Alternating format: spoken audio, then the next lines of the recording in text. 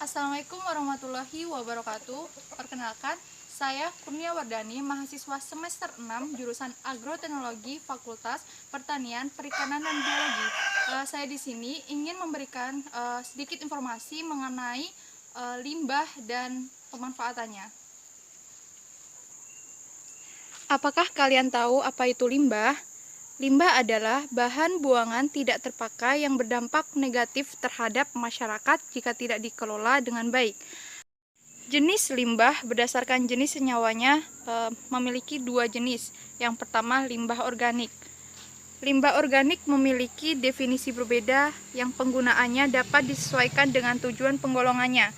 Berdasarkan pengertian secara kimiawi, limbah organik merupakan segala limbah yang mengandung unsur karbon, sehingga meliputi limbah dari makhluk hidup, misalnya kotoran hewan dan manusia, sisa makanan, dan sisa-sisa tumbuhan mati, kertas, plastik, maupun karet. Namun, secara teknis, sebagian besar orang mendefinisikan limbah organik sebagai limbah yang hanya berasal dari makhluk hidup. Ini adalah sabut kelapa, merupakan contoh dari limbah organik.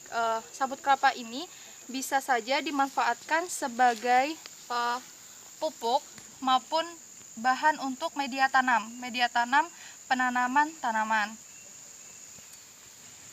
Selanjutnya adalah yang kedua, limbah anorganik.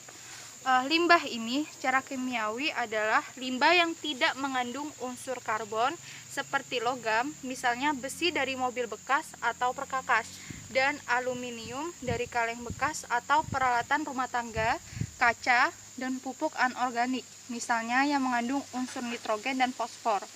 Limbah-limbah ini tidak memiliki unsur karbon sehingga tidak dapat diurai oleh mikroorganisme seperti uap air, debu, asap, kabut, dan fume. Sedangkan pada limbah ini memiliki ciri-ciri yang sulit sekali terurai.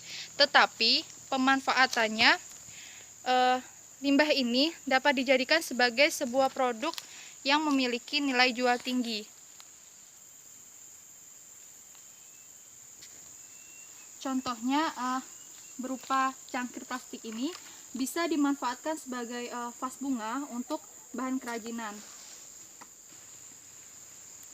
Berdasarkan bentuknya, limbah sendiri memiliki dua bentuk, yaitu limbah gas dan limbah cair. Yang pertama adalah limbah gas.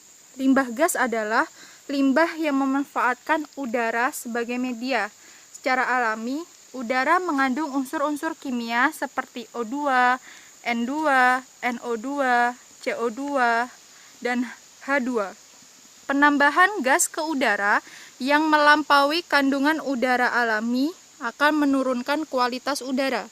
Limbah gas yang dihasilkan berlebihan dapat mencemari udara serta dapat mengganggu kesehatan masyarakat. Limbah gas yang dihasilkan berlebihan dapat mencemari udara serta dapat mengganggu kesehatan masyarakat. Zat pencemar melalui udara diklasifikasikan menjadi dua bagian, yaitu partikel dan gas. Yang kedua adalah limbah cair. Menurut Peraturan Pemerintah Republik Indonesia Nomor 82 Tahun 2001 tentang pengelolaan kualitas air dan pengendalian pencemaran air, menjelaskan pengertian dari limbah yaitu sisa dari suatu hasil usaha dan atau kegiatan yang berwujud cair. Pengertian limbah cair lainnya adalah sisa hasil buangan proses produksi atau aktivitas domestik yang berupa cairan. Limbah cair dapat berupa air beserta bahan-bahan buangan lain yang tercampur atau tersuspensi maupun terlarut dalam air. Limbah cair dapat diklasifikasikan dalam 4 kelompok. Yang pertama, limbah cair domestik. Yang kedua, limbah cair industri. Yang ketiga, rembesan dan luapan. Yang keempat adalah air hujan. Yang dapat kita lihat pada pemandangan yang dapat dilihat adalah limbah rumah tangga, yaitu dari air yang sudah dipakai dari sisa-sisa deterjen atau yang mengandung bahan kimia. Terdapat limbah lainnya juga, yaitu limbah padat. Limbah padat adalah sisa hasil kegiatan industri ataupun aktivitas domestik yang berbentuk padat. Contoh dari sampah industri yaitu semua limbah padat yang berasal dari pembuangan industri atau pabrik.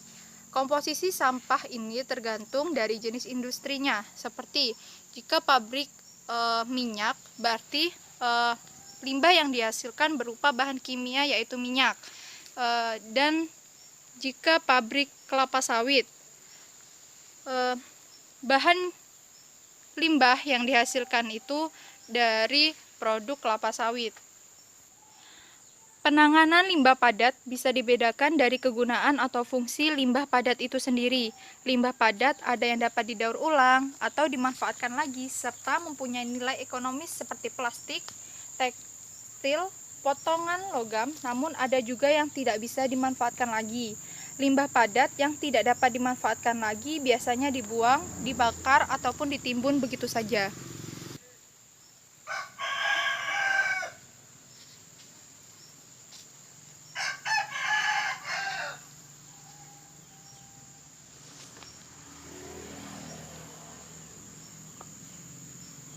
Demikian informasi yang dapat saya sampaikan, informasi mengenai limbah dan pemanfaatannya. Saya ingin menghimbau kepada teman-teman semua bahwa jagalah kebersihan lingkungan agar kalian terhindar dari dampak negatif penumpukan limbah itu sendiri. Mungkin itu saja yang dapat saya sampaikan. Sekian dan terima kasih. Wassalamualaikum warahmatullahi wabarakatuh.